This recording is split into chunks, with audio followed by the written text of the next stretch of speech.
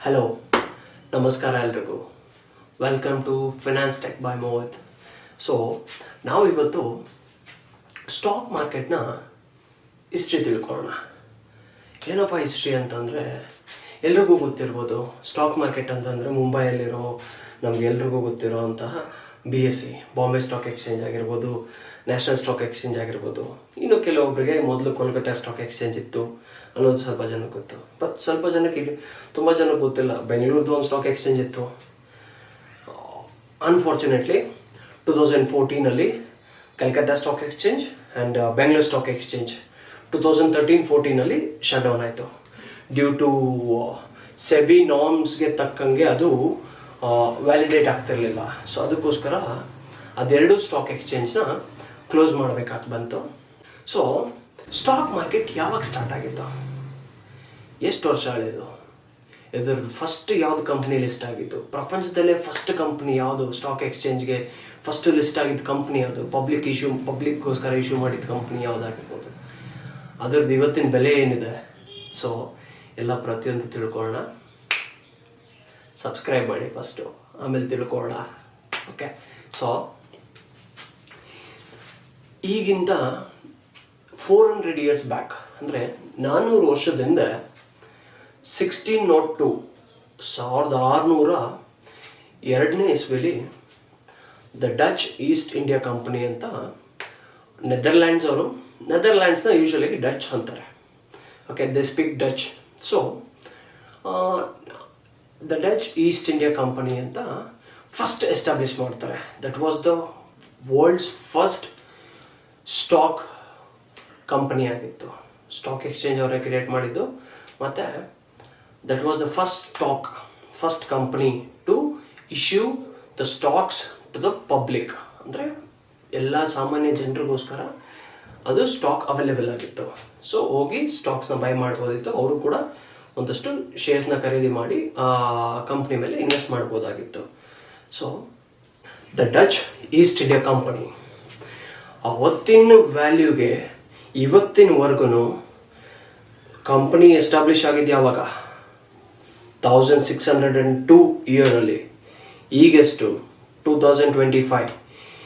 ಈಗಿನ company world's biggest company ಆಗಿರ್ಬೋದು. NVIDIA ಆಗಿರ್ಬೋದು, ಟೆಸ್ಲಾ ಆಗಿರ್ಬೋದು, ಆ್ಯಪಲ್ ಆಗಿರ್ಬೋದು. ಇದೆಲ್ಲ ಅಬ್ಬಬ್ಬ ಅಂದರೆ ನಿಮ್ಗೆ ಎಷ್ಟು ನೆಟ್ವರ್ತ್ ಇರುತ್ತೆ, ಎಷ್ಟು ಮಾರ್ಕೆಟ್ ಕ್ಯಾಪ್ ಆಗಿರುತ್ತೆ, ಅದರದ್ದು ಓವರ್ ಆಲ್ ವರ್ತ್ ಏನಿರುತ್ತೆ ಕಂಪ್ನಿದು, 3 trillion, 4 trillion, max to max 5 trillion ಯಾವುದು ದಾಟಿಲ್ಲ ಇದುವರೆಗೂ. 5 trillion is the biggest company ಇಲ್ಲಿವರೆಗೂ ಜನ ನೋಡಿರೋವಂಥದ್ದು. ಬಟ್ ಈಗಿನ ವ್ಯಾಲ್ಯೂಯೇಷನ್ಗೆ ನಾವು ನೋಡ್ತೀವಿ ಅಂತಂತಂದರೆ the Dutch East India company ಆಗಿನ ಇದರಲ್ಲೇ 400 years ಬ್ಯಾಕ್ ಈಗಿನ ವ್ಯಾಲ್ಯೂಯೇಷನ್ ಪ್ರಕಾರ it was $7.9 trillion company. It was one of the huge biggest powerful company ಆಗಿತ್ತು ಆ ಟೈಮ್ಗೆ. ಅವ್ರದ್ದೇ ಸ್ವಂತ ಆರ್ಮಿ ಇತ್ತು. ಪೂರ್ತಿ ಫುಲ್ ವರ್ಲ್ಡನ್ನ ಕಂಟ್ರೋಲಲ್ಲಿ ಇಟ್ಕೊಂಡಿದ್ರು. So globally all the C roots, ಸಮುದ್ರದ ರೂಟ್ಸ್ ಏನೇನಿತ್ತು ಪ್ರತಿಯೊಂದು ಅವ್ರ ಕಂಟ್ರೋಲಲ್ಲಿತ್ತು. ಸೊ ಆಗ ಅಷ್ಟು ದೊಡ್ಡ ಪವರ್ಫುಲ್ ಬಿಸ್ನೆಸ್ ಏನಿತ್ತು, ಅವ್ರದ್ದೇ ಸ್ವಂತ ಆರ್ಮಿ ಕೂಡ ಇತ್ತು ರೀ. ಎಸ್, ಆರ್ಮಿ ಇತ್ತು ಅಂದರೆ ಲೆಕ್ಕ ಹಾಕೊಳ್ಳಿ. So it was dam powerful company. So ಅದಾದಮೇಲೆ ಹೀಗೆ ಅಲ್ಲಿಂದ ಸ್ಟಾರ್ಟ್ ಆಗ್ತಾ ಬಂತು ಸ್ಟಾಕ್ ಮಾರ್ಕೆಟು. ಸೊ ತುಂಬ ವರ್ಷಗಳ ನಂತರ 50 years 100 years ಆದಮೇಲೆ ಪ್ರತಿಯೊಂದು ಕಂಟ್ರೀಸು ಅವ್ರದ್ದೇ ಆದಂಥ ಒಂದೊಂದು ಸ್ಟಾಕ್ ಎಕ್ಸ್ಚೇಂಜ್ನ ಎಸ್ಟಾಬ್ಲಿಷ್ ಮಾಡ್ಕೊಂಬಂದರು. ನಮ್ಮ ಇಂಡಿಯಾದಲ್ಲಿ ಫಸ್ಟ್ ಸ್ಟಾಕ್ ಮಾರ್ಕೆಟು ಸ್ಟಾರ್ಟ್ ಆಗಿದ್ದು like it's was not to official, ತುಂಬ ಅಫಿಷಿಯಲ್ ಆಗೂ ಇರಲಿಲ್ಲ. 1850s ಒಂದಷ್ಟು ಜನ ಬ್ರೋಕರ್ಸು, ಸ್ವಲ್ಪ ಜನ 20-30 ಪೀಪಲ್ಸ್ ಬ್ರೋಕರ್ಸ್ ಏನಿದ್ರು, ಒಂದು ದೊಡ್ಡ ಆಲದ ಮರದ ಕೆಳಗಡೆ ಮುಂಬೈಯಲ್ಲಿರೋವಂಥ, ಆವತ್ತಿಗೆ ಬಾಂಬೆದಲ್ಲಿರೋವಂತಹ ಒಂದು ದಲಾಲ್ ಸ್ಟ್ರೀಟ್ ಅಂತೀವಲ್ಲ ಇವಾಗ. ಸೊ ಆ ಥರ ಏರಿಯಾದಲ್ಲಿ ಒಂದು ದೊಡ್ಡ ಆಲದ ಮರದ ಕೆಳಗಡೆ ಕೂತ್ಕೊಂಡು ಆಗಿನ ಇದಕ್ಕೆ ಒಂದು ಟ್ರೇಡಿಂಗ್ ಅಂತ ಸ್ಟಾರ್ಟ್ ಮಾಡ್ಕೊಂಡಿದ್ರು. ಅಫಿಷಿಯಲ್ ಆಗಿ ನಮ್ಮ ಇಂಡಿಯಾದಲ್ಲಿ ಬಾಂಬೆ ಸ್ಟಾಕ್ ಎಕ್ಸ್ಚೇಂಜು 1873 ಎಸ್ಟಾಬ್ಲಿಷ್ ಆಗಿತ್ತು. ಬಾಂಬೆ ಸ್ಟಾಕ್ ಎಕ್ಸ್ಚೇಂಜಲ್ಲಿ ಒಂದೊಂದೇ ಕಂಪ್ನೀಸು ಇಲ್ಲಿವರೆಗೂ ರಿಜಿಸ್ಟರ್ ಆಗ್ತಾ ಬರ್ತಿತ್ತು, ಲಿಸ್ಟ್ ಆಗ್ತಾ ಬರ್ತಿತ್ತು.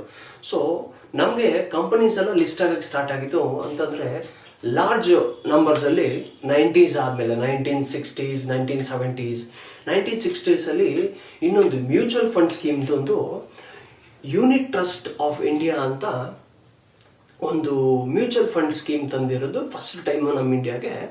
ಸೊ ಅವರೇ ತಂದಿದ್ದು ಯೂನಿಟ್ ಟ್ರಸ್ಟ್ ಆಫ್ ಇಂಡಿಯಾ ಅಂತ, UTI ಅಂತಾರೆ.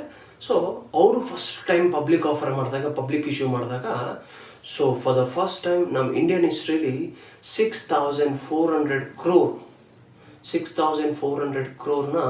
ಫಂಡ್ ರೈಸ್ ಮಾಡುತ್ತೆ. So that was the huge amount. First time ನಮ್ಮ ಸ್ಟಾಕ್ ಎಕ್ಸ್ಚೇಂಜು ಅಷ್ಟು ದೊಡ್ಡ ಅಮೌಂಟ್ನ ನೋಡಿತ್ತು. ಸೊ ಅದಾದಮೇಲೆ 1977 ಧೀರ್ಭಾಯ್ ಅಂಬಾನಿ ಅವರು ರಿಲಯನ್ಸ್ನ ಎಸ್ಟಾಬ್ಲಿಷ್ ಮಾಡಿದ್ರು, ಲಿಸ್ಟ್ ಮಾಡಿದ್ರು. ಆಮೇಲೆ ಒಂದೊಂದಾಗಿ ಬರ್ತಾ ಇತ್ತು. ಅದಾದಮೇಲೆ 1992 ನಮ್ಮ NSE ಫಾರ್ಮ್ ಆಯಿತು. ಮೊದಲು BSE ಮಾತ್ರ ಇತ್ತು, ಬಾಂಬೆ ಸ್ಟಾಕ್ ಎಕ್ಸ್ಚೇಂಜು. ಅದಾದಮೇಲೆ 1992 ನ್ಯಾಷನಲ್ ಸ್ಟಾಕ್ ಎಕ್ಸ್ಚೇಂಜ್ ಕೂಡ ಬಂತು. ಸೊ ಅಲ್ಲಿಂದ ನೋಡ್ರಪ್ಪ, ನಿಮಗೆ ಹರ್ಷದ್ ಮೆಹ್ತಾ ಸ್ಕ್ಯಾಮು, ಮತ್ತು ಬಬಲ್ ಸ್ಕ್ಯಾಮ್, ಮತ್ತು ಸತ್ಯಂ ಸ್ಕ್ಯಾಮು, ಮತ್ತು lemon brothers scam, lemon brothers crisis. Actually 2008 global financial crisis ಆಗಿತ್ತು ಅದು.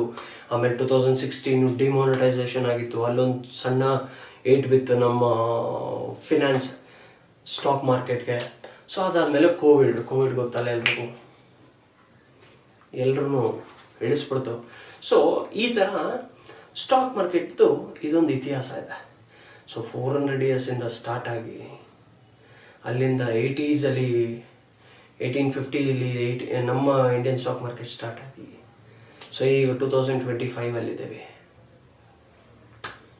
ಸೊ ಇಲ್ಲಿಂದ ನಾನು ನಿಮಗೆ ನೆಕ್ಸ್ಟ್ ಕಮ್ಮಿಂಗ್ ವಿಡಿಯೋಸಲ್ಲಿ ಸ್ಟಾಕ್ ಮಾರ್ಕೆಟಲ್ಲಿ ಹೆಂಗೆ ವರ್ಕ್ ಮಾಡೋದು, ನಾವು ಒಂದು ಸ್ಟಾಕ್ನ ಬೈ ಮಾಡಬೇಕು, ಯಾವುದೋ ಒಂದು ಕಂಪ್ನಿಲಿ ನಾವು ಒಂದು ಶೇರ್ನ ಬೈ ಮಾಡಬೇಕು, ಹೇಗೆ ಬೈ ಮಾಡೋದು, ಆ ಕಂಪ್ನಿ ಬಗ್ಗೆ ಹೇಗೆ ತಿಳ್ಕೊಳೋದು, ಸ್ಟಾಕ್ ಮಾರ್ಕೆಟಲ್ಲಿ ದುಡ್ಡು ಹಾಕಿದ್ರೆ ನಿಜವಾಗ್ಲೂ ನಮ್ಗೆ ದುಡ್ಡು ಬರುತ್ತಾ, ಯಾರನ್ನು ನಂಬೋದು, ಇದಕ್ಕೆಲ್ಲ ಯಾರು ಗ್ಯಾರಂಟಿ. ಸೊ ಇದ್ರ ಬಗ್ಗೆ ನೆಕ್ಸ್ಟ್ ನಾನು ನಿಮಗೆಲ್ಲ ಒಂದು ವಿಡಿಯೋ ತರ್ತೀನಿ. Okay, till then see you. ಧನ್ಯವಾದಗಳು. ಪ್ಲೀಸ್ ಸಬ್ಸ್ಕ್ರೈಬ್ ಮಾಡಿ. ಸಿಗೋಣ. ಬಾಯ್ ಬಾಯ್.